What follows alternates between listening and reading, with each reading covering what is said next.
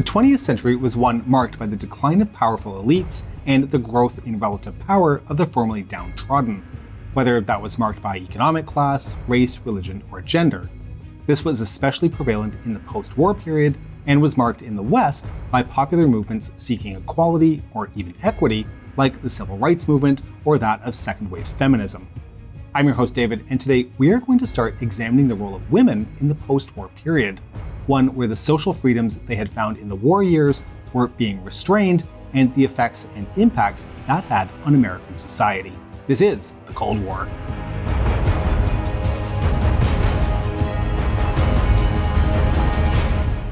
We live in a stressful time, and it can be easy to lose focus. But do you know what helps me to relax? Watching Bob Ross paint. He reminds me that sometimes a mistake is really just a happy little accident. And Bob Ross is part of the reason I love the sponsor of today's video, Magellan TV.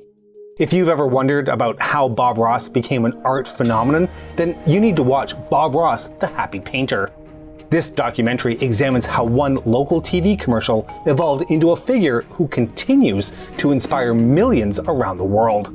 Don't forget to check out other documentaries in Magellan TV's Arts and Culture section to learn more about other artists, including Gauguin and Manet. And the good news is, Magellan TV has much more than that. There are more than 3,000 documentaries waiting for you, and hundreds of them are on the history of various eras. I really love the modern history documentaries on Magellan TV since they are a perfect complement to some of our Cold War episodes. New documentaries are added weekly, and all of them available on most devices, including phones and PCs. Magellan TV has a kind and exclusive offer for our viewers. Click the link in the description to get a 1-month free trial and watch hundreds of history documentaries anytime, anywhere. Women's liberation didn't begin in the 1960s with Betty Friedan's The Feminine Mystique or Mary Quant's miniskirt. It had started many decades earlier. With women winning the vote in 1920, the early 20th century started out with skirts getting shorter, music getting wilder, and women and men pulling away from the restrictive Victorian and Edwardian sensibilities of their parents' and grandparents' generations. That sort of mindset carried women through the Second World War. With fathers, husbands, and sons fighting a war in Europe, Africa, and Asia, women were called on to take up jobs in formerly male-dominated industries, including manufacturing, and by 1945, nearly 1 in 4 married women were working outside of the home. Then, the Second World War came to an end. The men came home, and everything changed for women once again. Whether they wished to or not, women began to face major societal pressures to leave the workforce and once again conform to the idealized gender roles that society viewed as proper for males and females. Men were the breadwinners, women stayed home to tend the hearth and raise the children. A major factor in these social pressures was the Cold War itself. The ideological war between the United States and the Soviet Union came with plenty of social conditioning and propaganda designed to encourage Americans to differentiate themselves from the godless Soviets.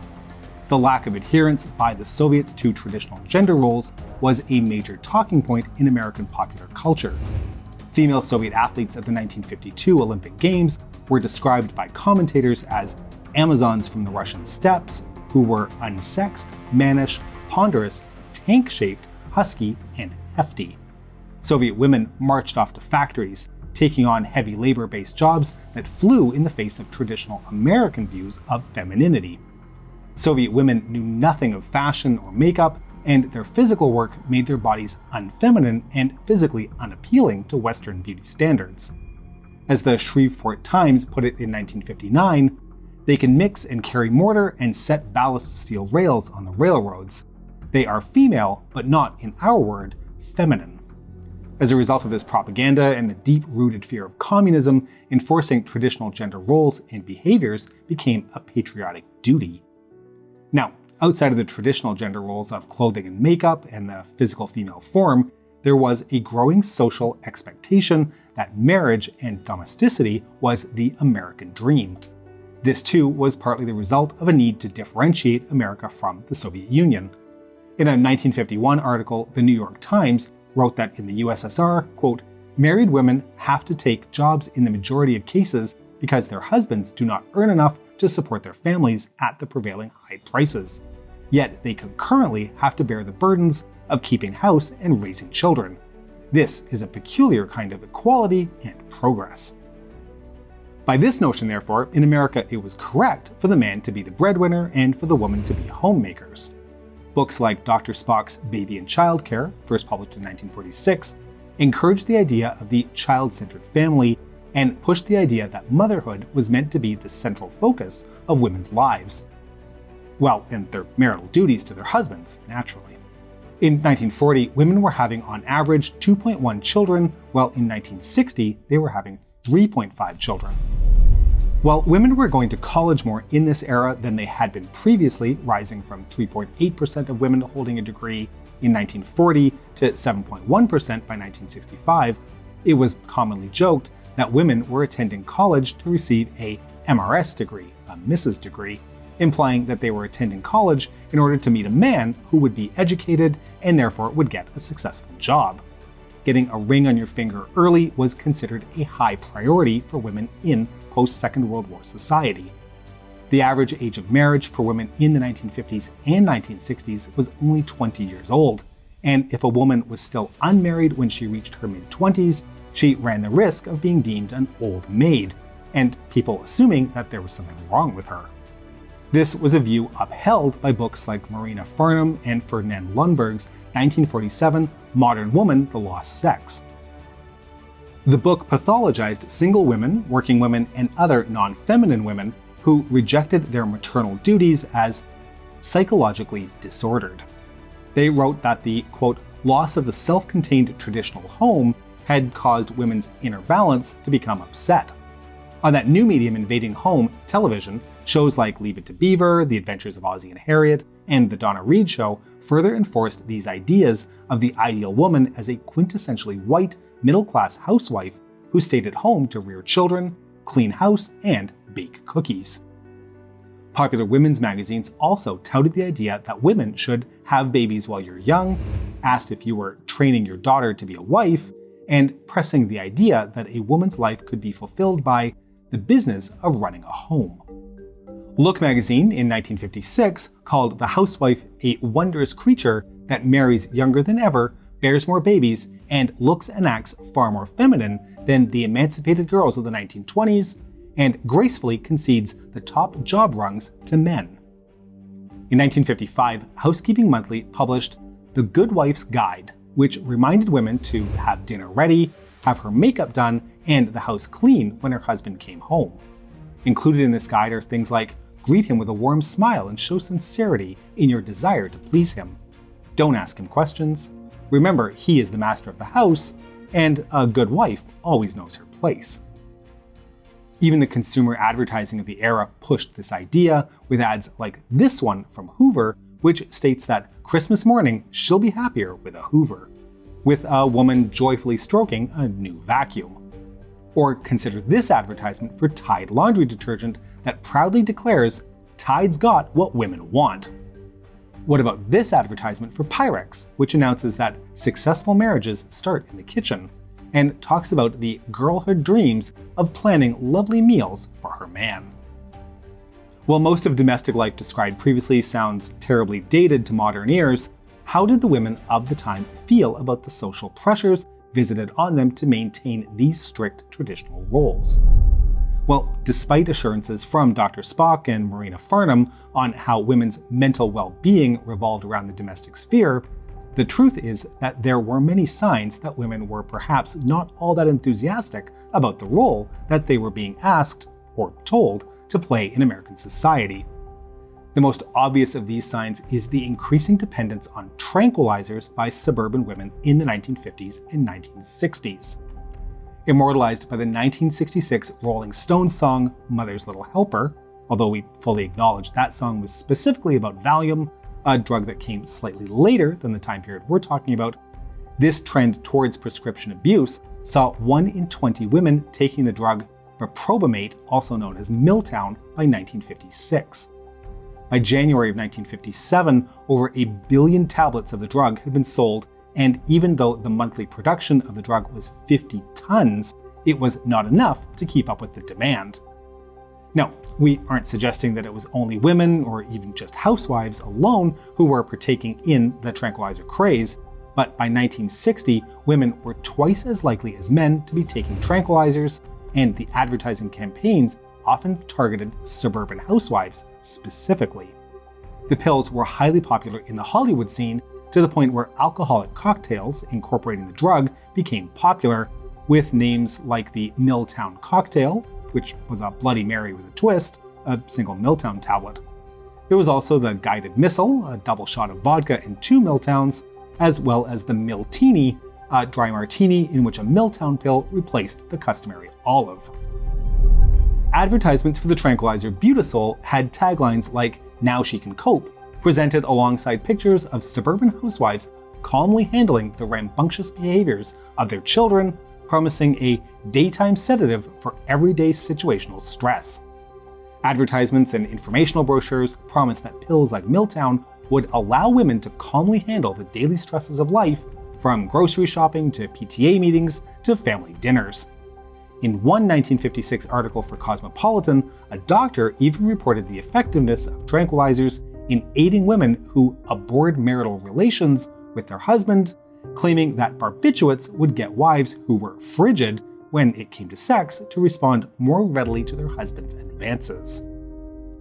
To add to all the things already causing women to turn to tranquilizers to try and cope, women in general were blamed for an array of problems within the family, from their husband's anxieties, cholesterol levels, and impotence, to their children's juvenile delinquency and spoiled natures. Modern Woman, The Lost Gender, said that the basis for most of this unhappiness, as we have shown, are laid in the childhood home. The principal instrument of their creation are women. So yeah, it definitely sounds like the post-Second World War years were treating women well. But regardless of the social pressure to leave the workforce and return to the firmly defined domestic roles, many women chose, or were forced, to buck those societal demands and remain in the workforce. For some, this was simply because they needed or wanted to maintain what financial autonomy and independence that a job would afford them. For others, a job outside the home was deemed a necessity, if only because the post-Second World War, keeping up with the Joneses' consumerist culture, encouraged a level of materialism that could not be maintained on a single income. As a result, the number of married women working outside the home actually increased in the post-war years. By 1960, nearly a third of all women were part of the paid workforce. Whatever a woman's reason for maintaining a career outside the home, they still saw their choices of career limited by the social restrictions of the period. While many women had previously worked in factories and various other skilled jobs during the war, those jobs were now firmly returned to the realm of men's work. Instead, women found themselves pushing towards lower-paying, less skilled, pink-collar jobs, such as retail, waitressing, nursing, teaching and childcare, or secretarial work. All which tended to pay lower wages, had fewer chances for career advancement, and offered less job security. For many married suburban women who still wanted to earn a little bit of extra income, job opportunities in the 1950s and 1960s did begin to appear. Tupperware parties, the first multi-level marketing scheme for the 1950s girl boss, gained steam in the 1950s, while the Mary Kay Company, founded in 1963, also encouraged community sales through parties and door-to-door sales by women. However, it is important to point out that even having a job didn't guarantee a woman could have financial independence. It wasn't until the 1960s that the United States ensured that women could open a bank account on their own, and not until 1974 that women were protected from credit discrimination by the Equal Credit Opportunity Act. And those women who did work outside the home, whether married or unmarried, were generally pathologized as being the root of social instability. Experts like Farnham and Lundberg in Modern Women, the Lost Sex believed that women who wanted to leave the home represented a deep illness that encouraged women to assume the male traits of aggression, dominance, independence, and power. Now, despite the many darker sides to America's 20th century golden age, there were some bright spots for women.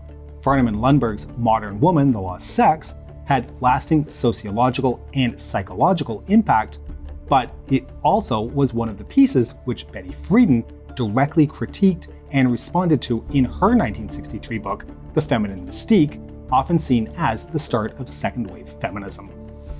In addition, the 1950s saw the first organized push to research creating a birth control pill, leading to the first oral contraceptive, Enovid, being approved by the FDA in 1960. This led to an increase in freedom for women who did not want to have children or wanted to limit the number of children they had, thus allowing them more freedom to return to work or remain unmarried while still having freedom to have greater sexual autonomy. A great deal of the social expectations for women and the nuclear family that came about during this period of American history were linked to the paranoia and propaganda of the Cold War.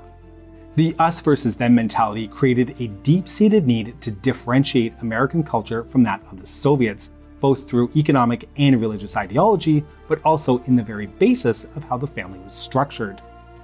This episode has largely revolved around the experiences of middle-class American women, who were at the time very much represented by white women. The lived experiences and expected roles of working-class women and women of color at the time were different.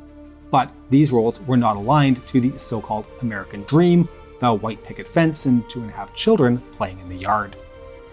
We hope you've enjoyed today's episode, and to make sure you don't miss all of our future episodes, please make sure you subscribe to our channel and have fixed the bell button to drink full of alcohol and tranquilizers. After everything we've done to that bell button over the last year, it's barely hanging on. Please make sure you press it. Also, please consider supporting us on Patreon at patreon.com/thecoldwar or through YouTube membership. We can be reached via email at thecoldwarchannel@gmail.com. This is the Cold War Channel, and as we think about the Cold War, I will leave you with the words of JFK. In the final analysis, our most basic common link is that we all inhabit this small planet. We all breathe the same air, we all cherish our children's future, and we are all mortal.